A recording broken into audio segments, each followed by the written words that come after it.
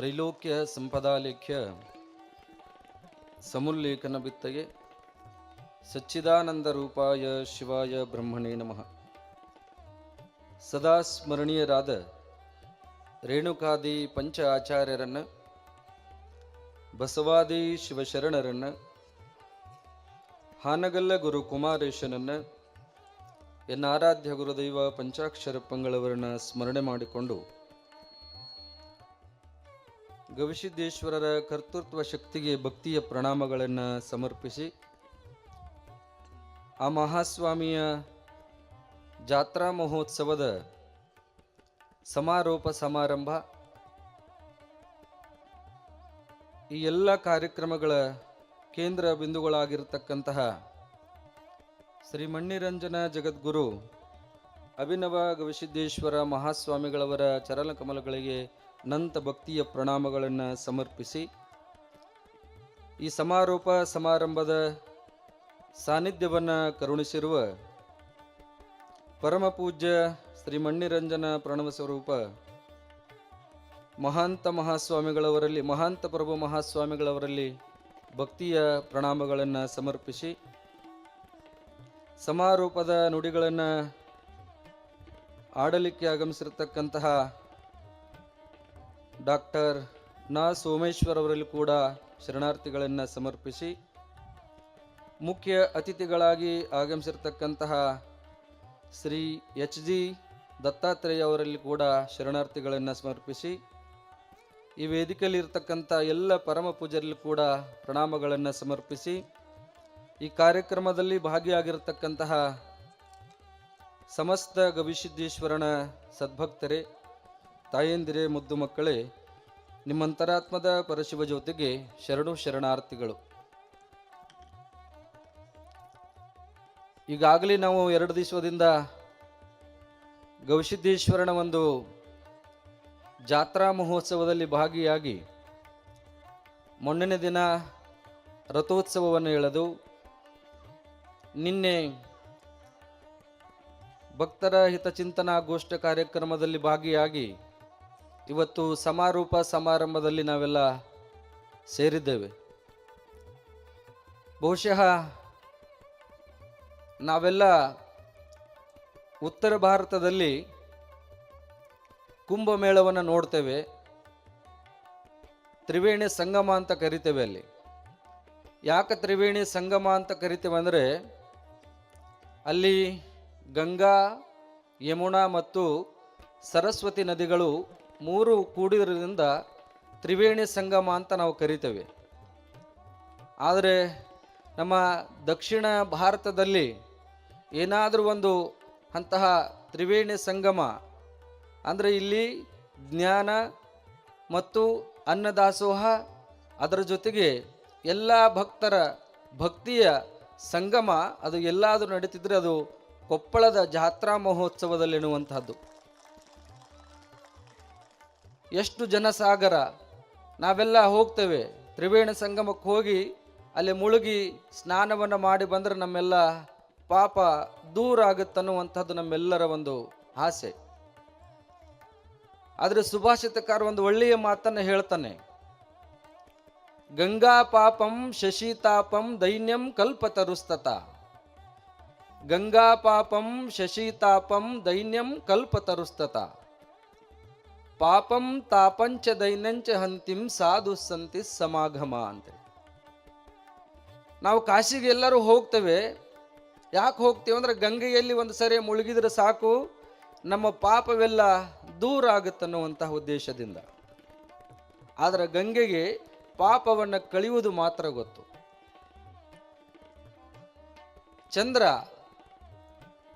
ಚಂದ್ರನಿಗೆ ತಾಪವನ್ನು ಕಳೆಯುವುದು ಗೊತ್ತು. ನಮಗೇನಾದರೂ ಕೂಡ ಈ ಹುಣ್ಣಿಮೆ ದಿನದಲ್ಲಿ ನಾವು ಹೊರಗಡೆ ಬಂದು ಕುಂತ್ಕೊಂಡಾಗ ನಮಗೆಲ್ಲ ಅನಿಸುತ್ತಾ, ಆ ಚಂದ್ರನ ಒಂದು ಬೆಳದಿಂಗಳು ನಮ್ಮ ಮೇಲೆ ಸ್ಪರ್ಶ ಆಯಿತು ಅಂತಂದ್ರೆ ನಮಗೆ ಬಹಳ ತಂಪು ಅನ್ನಿಸ್ತದೆ. ಚಂದ್ರನಿಗೆ ತಾಪವನ್ನು ಕಳೆಯುವುದು ಮಾತ್ರ ಗೊತ್ತಾಗತ್ತೆ. ದೈನ್ಯಂ ಕಲ್ಪ ತರುಸ್ತತ. ಕಲ್ಪವೃಕ್ಷಕ್ಕೆ ನಾವು ಕೇಳಿದ್ದನ್ನು ಕೊಡುವಂತಹದ್ದು, ನಾವೇನು ಇಷ್ಟಾರ್ಥವನ್ನು ಕೇಳ್ತೇವೆ ಅದನ್ನು ಕರುಣಿಸುವಂಥ ಶಕ್ತಿ ಕಲ್ಪವೃಕ್ಷದಲ್ಲಿ. ಆದರೆ ಗಂಗೆಯ ಪಾಪವನ್ನು, ಶಶಿಯ ತಾಪವನ್ನು, ಆ ಕಲ್ಪವೃಕ್ಷ ಕೊಡುವಂಥದ್ದನ್ನು ನಾವೆಲ್ಲಾದರೂ ಮೂರು ಒಂದೇ ಕಡೆಗೆ ನಮಗೆ ಸಿಗುತ್ತಂತಂದ್ರೆ ಅದು ಸಾಧು ಸಂತಿ ಸಮಾಗಮ ಅನ್ನುವಂಥದ್ದು.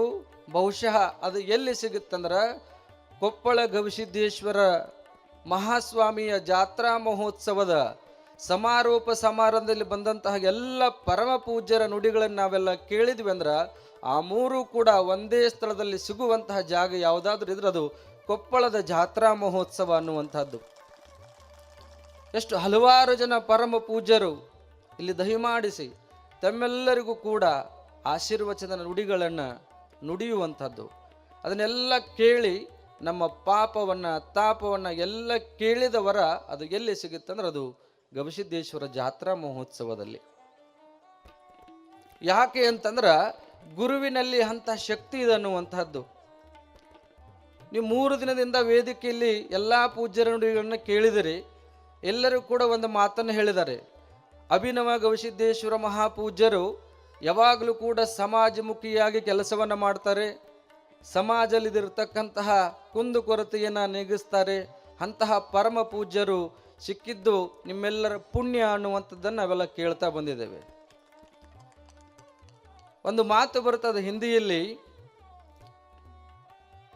ಅಕ್ಬರನ ಒಂದು ಆಸ್ಥಾನದಲ್ಲಿ ಒಂದು ಮಾತನ್ನು ಕೇಳ್ತಾನೆ ಅವನು. ಈ ಜಗತ್ತಿನೊಳಗೆ ದೊಡ್ಡವರು ಯಾರು ಅಂತ ಕೇಳ್ತಾನೆ. ಇಸ್ ದುನಿಯಾ ಮೇ ಬಡ ಆದ್ಮಿ ಕೌನ್ ಹೈ ಅಂತ ಕೇಳ್ತಾನೆ. ಹಿಂಗೆ ಸೇರಿರ್ತಕ್ಕಂಥ ಎಲ್ಲ ಜನ ಹೇಳ್ತಾರೆ, ಯಾರು ದೊಡ್ಡವರು ಅಂತ ನೀ ಕೇಳಾಕತ್ತೀಪ. ಬಹುಶಃ ನಮಗೆ ತಿಳಿದ ಹಾಗೆ ಹೇಳಬೇಕಂತಂದ್ರೆ ನಮಗೆ ಆಶ್ರಯನ ಕೊಟ್ಟವನು ನೀನೇ ದೊಡ್ಡವ ಅಂತ ಒಂದಿಷ್ಟು ಜನ ಹೇಳ್ತಾರೆ. ಮತ್ತೊಂದಿಷ್ಟು ಜನ ನಿನಗೆ ಜನ್ಮ ಕೊಟ್ಟ ನಿನ್ನ ತಂದೆ ತಾಯಿಗಳು ದೊಡ್ಡವರು ಅಂತ ಹೇಳ್ತಾರೆ. ಇನ್ನೊಂದಿಷ್ಟು ಜನ ನಿನಗೆ ವಿದ್ಯೆಯನ್ನು ಕೊಟ್ಟಂಥ ಗುರು ದೊಡ್ಡವರು ಅಂತ ಹೇಳ್ತಾರೆ. ಅವಾಗ ಬೀರ್ಬಲನ್ನು ಕೇಳ್ತಾನೆ ಅಕ್ಬರ. ಅವಾಗ ಒಂದು ಮಾತನ್ನು ಹೇಳ್ತಾನೆ, ಏನು ಅಂತಂದ್ರೆ ನೀವು ಕೇಳಿದ್ರಿ, ಇಸ್ ದುನಿಯಾ ಮೇ ಬಡ ಆದ್ಮಿ ಕೌನ್ ಹೈ. ಈ ಜಗತ್ತಿನೊಳಗೆ ದೊಡ್ಡವರು ಯಾರು ಅಂತ ನೀವು ಕೇಳಿದ್ರಿ. ಈ ಜಗತ್ತಿನೊಳಗೆ ದೊಡ್ಡವರಿಗೆ ಯಾರು ಅಂತಾರಂತಂದ್ರೆ अपने दुख में दूसरों का दुख दूर करने के लिए हमेशा कोशिश करने वाला इस दुनिया में बड़ा आदमी है. ಈ ಜಗತ್ತಿನೊಳಗೆ ದೊಡ್ಡವರು ಯಾರು ಅಂತಂದ್ರೆ ತನಗೆ ಎಷ್ಟು ನೋವುಗಳಿದ್ರೂ ಕೂಡ, ಎಷ್ಟು ದುಃಖಗಳಿದ್ರೂ ಕೂಡ ಅದನ್ನೆಲ್ಲವನ್ನ ಮರೆತು ಇನ್ನೊಬ್ಬರ ನೋವಿಗೆ ಅವರ ಕಣ್ಣೀರು ಒರೆಸುವಂಥ ಕೆಲಸ ಮಾಡುವಂತಹ ವ್ಯಕ್ತಿ ದೊಡ್ಡವರು ಆಗ್ತಾರೆ ಅನ್ನುವಂಥ ಮಾತನ್ನು ಆತ ಹೇಳ್ತಾನೆ. ಬಹುಶಃ ನೀವೆಲ್ಲ ಟಿ ವಿಯಲ್ಲಿ ಅಥವಾ ಫೇಸ್ಬುಕ್ನಲ್ಲಿ ವಾಟ್ಸಪ್ನಲ್ಲಿ ನೋಡಿರ್ಬೋದು. ಈ ಜಾತ್ರಾ ಮಹೋತ್ಸವದ ಸಿದ್ಧತೆಯಲ್ಲಿ ಪರಮ ಪೂಜ್ಯರ ಕಾಲವಾಗಿತ್ತು, ನೀವೆಲ್ಲ ನೋಡಿರಿ ಅದನ್ನು. ಅದ್ರ ಜೊತೆಗೇನೆ ಈ ಕಾರ್ಯಕ್ರಮಕ್ಕೆ ನಮಗೆ ಆಮಂತ್ರಣ ಕೊಡಲಿಕ್ಕೆ ಮಠದ ಸಿಬ್ಬಂದಿಯವರು ಬಂದಾಗ ನಾನು ಕೇಳಿದೆ, ಅಜ್ಜವ್ರು ಹೆಂಗದಿರಿ ಅಂತ ಕೇಳಿದಾಗ, ಇಲ್ಲ ಈ ರೀತಿ ಆಗಿದಿರಿ, ಅದ್ರ ಜೊತೆಗೆ ಬೆನ್ನು ನೋವು ಕೂಡ ಇದೆ ಅನ್ನುವಂಥ ಮಾತನ್ನು ಕೇಳಿದಾಗ ಅವ್ರಿಗೆ ಎಷ್ಟು ನೋವಿದ್ರೂ ಕೂಡ ಈ ಜಾತ್ರೆಗೆ ಬರುವಂಥ ಎಲ್ಲ ಸದ್ಭಕ್ತರಿಗೂ ಕೂಡ ಪ್ರಸಾದದ ವ್ಯವಸ್ಥೆ ಆಗಬೇಕು, ನೀರಿನ ವ್ಯವಸ್ಥೆ ಆಗಬೇಕು, ಬಂದವರಿಗೆ ಯಾವುದೇ ಸಮಸ್ಯೆ ಆಗ್ಬಾರ್ದು ಅಂಥೇಳಿ ಸ್ವತಃ ತಾವೇ ಖುದ್ದಾಗಿ ಎಲ್ಲ ಜಾಗವನ್ನು ಅವರು ಪರಿಶೀಲನೆ ಮಾಡಿರ್ತಕ್ಕಂಥದ್ದನ್ನು ನೀವು ನೋಡಿದ್ದೀರಿ. ಅಂದರೆ ಎಷ್ಟು ನೋವಿದ್ರೂ ಕೂಡ ಬರುವಂಥ ಸದ್ಭಕ್ತರು ಅವರೆಲ್ಲ ಚೆನ್ನಾಗಿರಲಿ, ಅವರು ಒಳ್ಳೆಯ ಪ್ರಸಾದವನ್ನು ಮಾಡ್ಕೊಂಡು ಹೋಗಲಿ, ಅವ್ರಿಗೆಲ್ಲ ವ್ಯವಸ್ಥೆ ಆಗಲಿ ಅನ್ನುವಂಥದ್ದನ್ನು ಪರಮ ಪೂಜ್ಯರು ಮಾಡಿರ್ತಕ್ಕಂಥದ್ದು. ಅದಕ್ಕೆ ಜಗತ್ತಿನೊಳಗೆ ಯಾರು ದೊಡ್ಡವರಾಗ್ತಾರಂದ್ರೆ ನೊಂದವರ ಕಣ್ಣೀರನ್ನು ಒರೆಸುವಂಥವ್ರು ದೊಡ್ಡವರಾಗ್ತಾರೆ. ದೊಡ್ಡ ಗಾಡಿ ಇತ್ತು, ದೊಡ್ಡ ಆಸ್ತಿ ಇತ್ತು, ಬಂಗಾರ ಬೆಳ್ಳಿ ಇತ್ತು ಅಂದ್ರೆ ದೊಡ್ಡವರಾಗಕ್ಕೆ ಸಾಧ್ಯ ಇಲ್ಲ. ಯಾವ ವ್ಯಕ್ತಿ ಹಸಿವು ಅಂತ ಬಂದಾಗ ಒಂದು ತುತ್ತವನ್ನು ಪ್ರಸಾದವನ್ನು ಕೊಡ್ತಾರೋ, ನೀರನ್ನು ಕೊಡ್ತಾರೋ ಆ ವ್ಯಕ್ತಿ ದೊಡ್ಡವರಾಗ್ತಾರೆ. ಗವಿಸಿದ್ದೇಶ್ವರ ಮಠ ಅಂತಂದರೆ ಬಹುಶಃ ಎಲ್ಲರಿಗೂ ಕೂಡ ಒಳ್ಳೆಯದನ್ನೇ ಬಯಸುವಂಥದ್ದು. ಮಕ್ಕಳ ಶಿಕ್ಷಣಕ್ಕಾಗಿ ಪರಮ ಪೂಜ್ಯರು ಎಷ್ಟು ಸಲ ಅವರನ್ನು ನೋಡಿದಿರಿ ತಾವೆಲ್ಲ ಮಾತನಾಡುವಂಥ ಸಂದರ್ಭದಲ್ಲಿ. ಪರಮ ಪೂಜ್ಯರು ಮಕ್ಕಳು ವಿದ್ಯೆಯಿಂದ ವಂಚಿತರಾಗಬಾರ್ದು ಅನ್ನುವಂಥ ವಿಚಾರದಿಂದ ಹಲವಾರು ಕೆಲಸವನ್ನು ಮಾಡುವಂಥದ್ದನ್ನು ತಾವೆಲ್ಲ ನೋಡಿರ್ತಕ್ಕಂಥದ್ದು. ವೇದಿಕೆ ಮೂಲ ನಿಂತಾನೇ ತಾವೆಲ್ಲ ನೋಡಿದಿರಿ ಅದನ್ನು.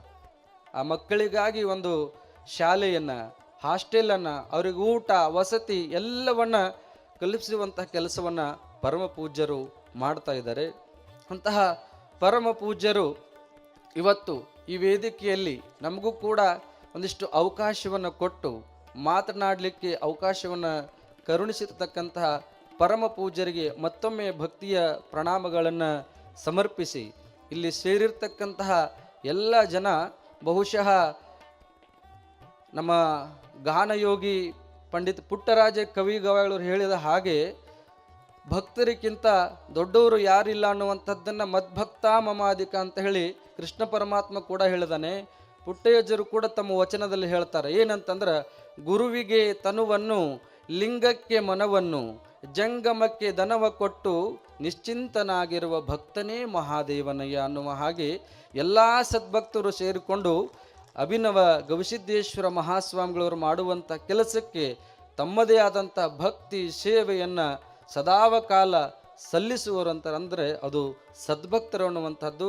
ಆ ಭಕ್ತರನ್ನು ಎಲ್ಲ ಮಹಾತ್ಮರಾಗಿರ್ಬೋದು, ಪರಮಾತ್ಮ ಆಗಿರೋದು ಯಾಕೆ ಕೊಂಡಾಡಿದ್ದಾರೆ ಅಂದರೆ, ಭಕ್ತರಾದಂಥವರು ಎಲ್ಲವನ್ನ ಕೂಡ ಅರ್ಪಣೆಯನ್ನು ಮಾಡಿ ಭಗವಂತನಿಗೆ ಇದೆಲ್ಲ ಗುರು ಕೊಟ್ಟಿರ್ತಕ್ಕಂಥದ್ದು, ಇದೆಲ್ಲ ಭಗವಂತ ಕೊಟ್ಟಿರ್ತಕ್ಕಂಥದ್ದು ಅನ್ನುವಂತಹ ವಿಚಾರದಿಂದ ಎಲ್ಲವನ್ನ ಅರ್ಪಣೆಯನ್ನು ಮಾಡಿ ನಿರ್ಲಿಪ್ತರಾಗಿ ಪೂಜ್ಯ ನುಡಿಗಳನ್ನು ಕೇಳಲಿಕ್ಕೆ ಎಷ್ಟೆಷ್ಟು ಸೌಕಾರ ಇದ್ರೂ ಕೂಡ, ಎಷ್ಟು ಆಸ್ತಿ ಇದ್ರೂ ಕೂಡ, ಬಂಗಾರ ಬೆಳ್ಳಿ ಚಲೋ ಬಟ್ಟಿ ಏನೇ ಉಟ್ಕೊಂಡು ಬಂದಿದ್ರು ಕೂಡ ಇವತ್ತು ಎಲ್ಲಿ ಕುಂತೀರನ್ನು ಗುರುಗಳನ್ನು ಮ್ಯಾಲೆ ಕೂರಿಸಿ ತಳಗೆ ತಾವು ಏನೂ ಇಲ್ಲದ ಹಾಗೆ ಕೆಳಗಡೆ ಕುಂತಿರಲ್ಲ. ಇದೇ ಒಂದು ದೊಡ್ಡ ಭಕ್ತ ಸಾಗರ ಅನ್ನುವಂಥದ್ದು, ಭಕ್ತರು ದೊಡ್ಡವರು ಅನ್ನುವಂಥದ್ದನ್ನು ಮಹಾತ್ಮರು ಹೇಳಿರ್ತಕ್ಕಂಥದ್ದು. ಅಂತಹ ಭಕ್ತರ ಒಂದು ಹಿತಚಿಂತನೆ ನಿನ್ನೆ ದಿವಸ ನಡೀತು. ಇವತ್ತು ಸಮಾರೋಪ ಸಮಾರಂಭ ಕಾರ್ಯಕ್ರಮ ನಡೆದಿರ್ತಕ್ಕಂಥದ್ದು. ಈ ಒಂದು ಕಾರ್ಯಕ್ರಮದಲ್ಲಿ ನಮಗೂ ಕೂಡ ಮಾತನಾಡಲಿಕ್ಕೆ ಅವಕಾಶವನ್ನು ಮಾಡಿಕೊಟ್ಟಿರ್ತಕ್ಕಂತಹ ಪರಮ ಪೂಜ್ಯರಿಗೆ ಮತ್ತೊಮ್ಮೆ ಪ್ರಣಾಮಗಳನ್ನು ಸಮರ್ಪಿಸಿ, ಪೂಜ್ಯರ ಬಗ್ಗೆ ಹೇಳಲಿಕ್ಕೆ ಮಾತುಗಳು ಸಾಲಲಾರದು. ಅಂತಹ ಪರಮ ಪೂಜ್ಯರು ನಮ್ಮನ್ನು ಕೂಡ ಕರೆಸಿದ್ದಾರೆ.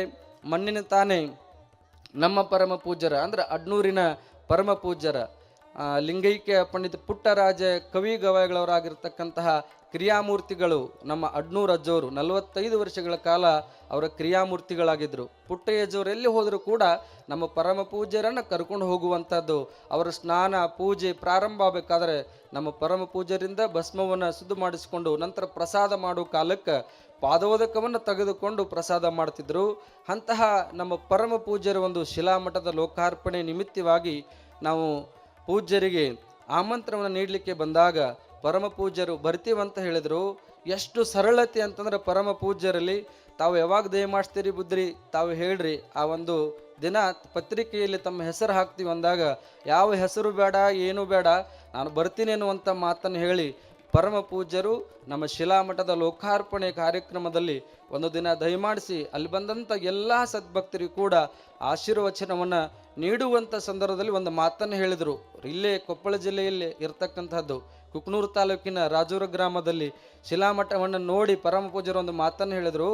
ನೀವು ಈ ಒಂದು ಕೊಂಪಿ ಒಳಗ ಹಂಪಿಯನ್ನು ನಿರ್ಮಾಣ ಮಾಡಿರಿ ಅನ್ನುವಂತಹ ಮಾತನ್ನು ಪರಮ ಪೂಜ್ಯರು ಹೇಳಿದ್ದನ್ನು ನೋಡಿದಾಗ ಬಹಳ ಸಂತೋಷ ಆಯಿತು. ಅಂತಹ ಪರಮ ಪೂಜ್ಯರು ನಮ್ಮಂತಹ ಯುವ ಸಾಧಕರಿಗೆ ಯಾವಾಗಲೂ ಕೂಡ ಪ್ರೋತ್ಸಾಹವನ್ನು ಕೊಡುವಂತಹವರು, ಮಾರ್ಗದರ್ಶನವನ್ನು ಮಾಡುವಂತಹ ಪರಮ ಪೂಜ್ಯರು ಅನ್ನುವಂತಹ ಮಾತನ್ನು ಈ ಸಂದರ್ಭದಲ್ಲಿ ಹೇಳಿ ಕೊನೆಗೆ ಒಂದು ಮಾತನ್ನು ಹೇಳ್ತಾ ನನ್ನ ಮಾತಿಗೆ ವಿರಾಮವನ್ನು ನೀಡ್ತಾನೆ. ಒಂದು ಮಾತು ಏನು ಅಂತಂದರೆ, 3 ತಾಸು ಭಾಷಣ ಬಿಗಿಯುವುದಕ್ಕಿಂತ ಊರು ದಾರಿ ಮುಳ್ಳುಗಳ ತೆಗೆಯುವವರೆಗೆ ತಲೆ ಬಾಗುವೆನಯ್ಯ ನಾನು. 3 ಹೊತ್ತು ಮಾರುದ್ದು ಪೂಜೆ ಮಾಡುವವರಿಗಿಂತ 3 ನಿಮಿಷ ರೋಗಿಯ ಶುಶ್ರೂಷೆಯವನ್ನು ಮಾಡುವವರಿಗೆ ಮಣಿವಿನಯ್ಯ ನಾನು. ಹೊಸ ಹೊಸ ಹಸಿ ಬಿಸಿ ರಚಿಸುವುದಕ್ಕಿಂತ ಹಸಿದವರಿಗೆ ಅಶನವಿಕ್ಕುವವರಿಗೆ ವಂದಿಸುವಯ್ಯ ನಾನು. ಗುಡಿ ಗುಂಡಾರ ಮಠ ಮಹಲುಗಳ ಕಟ್ಟಿಸುವವರಿಗಿಂತ ಬಡವರಿಗೆ ಗುಡಿಸಲು ಕಟ್ಟಿ ಕೊಡುವವರಿಗೆ ಕೈ ಮುಗಿಯುವೆನಯ್ಯ ನಾನು. ವೇದಾಗಮಗಳಿಗೆ ಭಾಷ್ಯ ಬರೆಯುವುದಕ್ಕಿಂತ ನಿರೀಕ್ಷಕರಿಗೆ ಅಕ್ಷರ ಕಲಿಸುವವರಿಗೆ ಕೈ ಜೋಡಿಸುವೆನಯ್ಯ ನಾನು. ಸ್ವತಂತ್ರ ಧೀರ ಸಿದ್ದೇಶ್ವರ, ನಿನ್ನ ಹೆಸರು ಹೇಳಿ ಬದುಕುವವರಿಗಿಲ್ಲ ಹಸುಳೆ ಹಂಗಳೇರ ಪೀಳಿಗೆಗಳಿಗೆ ನಮೋ ನಮೋ ಎಂಬೆನಯ್ಯ ನಾನು ಅನ್ನುವಂಥ ಮಾತು. ಬಹುಶಃ ಸ್ವತಂತ್ರ ಧೀರ ಸಿದ್ದೇಶ್ವರ ಒಂದು ಮಾತನ್ನು ಹೇಳ್ತಾರೆ, ಈ ಜಗತ್ತಿನೊಳಗೆ ಏನೇನೋ ಮಾಡೋದಕ್ಕಿಂತ ಯಾವ ವ್ಯಕ್ತಿ ವಿದ್ಯೆಯಿಂದ ವಂಚಿತರಾಗ್ತಾ ಇದ್ದಾರೆ ಅವರಿಗೆ ಅಕ್ಷರವನ್ನು ಕೊಡುವಂಥ ಕೆಲಸವನ್ನು ಮಾಡಿದರೆ ಸಾಕು, ಅದು ಬಹಳ ದೊಡ್ಡ ಕೆಲಸ ಅನ್ನುವಂಥದ್ದನ್ನು ಹೇಳ್ತಾರೆ. ಬಹುಶಃ ಅಂತಹ ಕಾರ್ಯಕ್ಕೆ ಮುಂಚೂಣಿಲಿರ್ತಕ್ಕಂತಹ ಯಾವುದಾದರೂ ಒಂದು ಮಠ ಇದ್ದರೆ ಅದು ಕೊಪ್ಪಳದ ಗವಿಸಿದ್ದೇಶ್ವರ ಮಠ ಅನ್ನುವಂತಹದ್ದು. ನಿನ್ನೆ ತಾನೇ ನೋಡಿದಿರಿ, 1500 ಜನ ಮಕ್ಕಳಿಗೆ, ವಿದ್ಯಾರ್ಥಿಗಳಿಗೆ ಒಂದು ಅವರಿಗೆ ವಿದ್ಯೆಯನ್ನು ಕಲೀಲಿಕ್ಕೆ ಅವಕಾಶವನ್ನು ಶ್ರೀಮಠ ಕಲ್ಪಿಸಿ ಕೊಟ್ಟಿರ್ತಕ್ಕಂಥದ್ದು. ಅದು ದೊಡ್ಡ ವಿಚಾರ ಅನ್ನುವಂಥ ಮಾತನ್ನು ಕೂಡ ಈ ಸಂದರ್ಭದಲ್ಲಿ ತಿಳಿಸಿ ಅಂತಹ ಪರಮ ಪೂಜ್ಯರಿಗೆ ಮತ್ತೊಮ್ಮೆ ಭಕ್ತಿಯ ಪ್ರಣಾಮಗಳನ್ನು ಸಮರ್ಪಿಸಿ ನಮ್ಮ ನುಡಿಗೆ ವಿರಾಮ ನೀಡ್ತಾ ಇದ್ದೇವೆ. ಓಂ ಶಾಂತಿ ಶಾಂತಿ ಶಾಂತಿ.